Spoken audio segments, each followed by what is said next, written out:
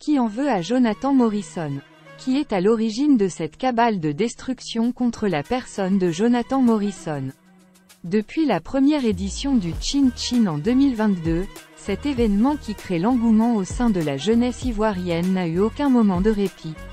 Les boycotts venant de différents horizons ont toujours été au centre de cet événement, comme si le Camp Chin Chin n'apportait rien à la jeunesse. Et oui, la taille de l'événement a dépassé toute attente, mes chers amis. Voilà qu'il y a à peine un mois, Jonathan Morrison, l'initiateur et représentant de la Camp Chin Chin, sortait d'affaire en réglant la somme de 19 millions due au président des clubs exclus, avec à leur tête un certain Bamba. Est-ce que la totalité de la somme vous a été donnée, oui. Transmise totalement? Oui, oui. Par chèque, en espèces? Non, en espèces. En espèces.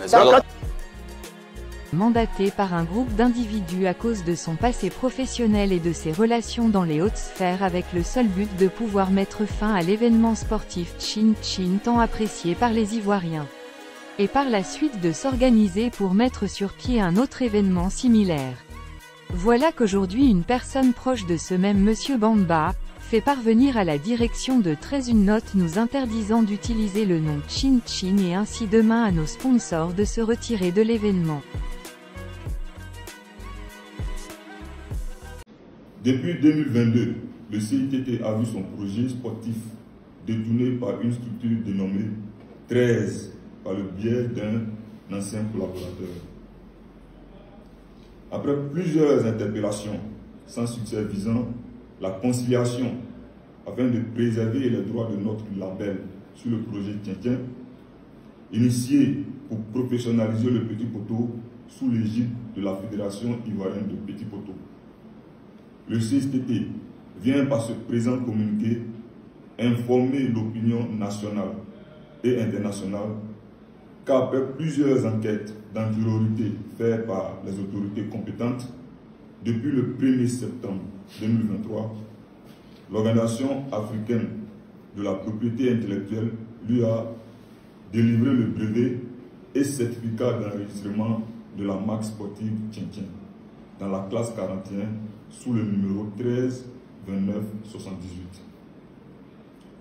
Cette protection fait désormais l'interdiction aux tiers l'utilisation de cette marque sportive sans l'autorisation de son titulaire qu'est le CITT, tant en Côte d'Ivoire que dans les 16 États africains membres de l'OIT.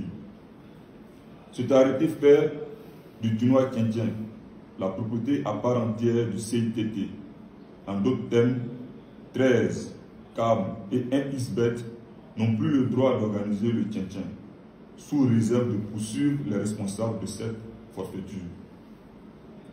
À cet effet, le président invite toutes les entreprises et clubs affiliés ou pas à ne plus s'engager dans cette aventure illégale de Camp Tien-Tien.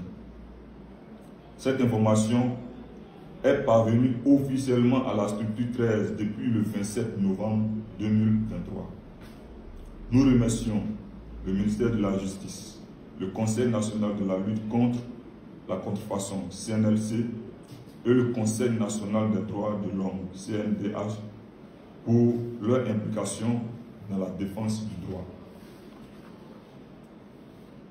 Par ailleurs, nous tenons à signifier que le Tien-Tien original va débuter bientôt.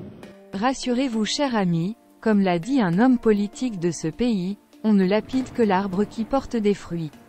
Et Chin Chin continuera son bonhomme de chemin mais tâchera de changer de dénomination qui vous sera communiquée dans les jours à venir.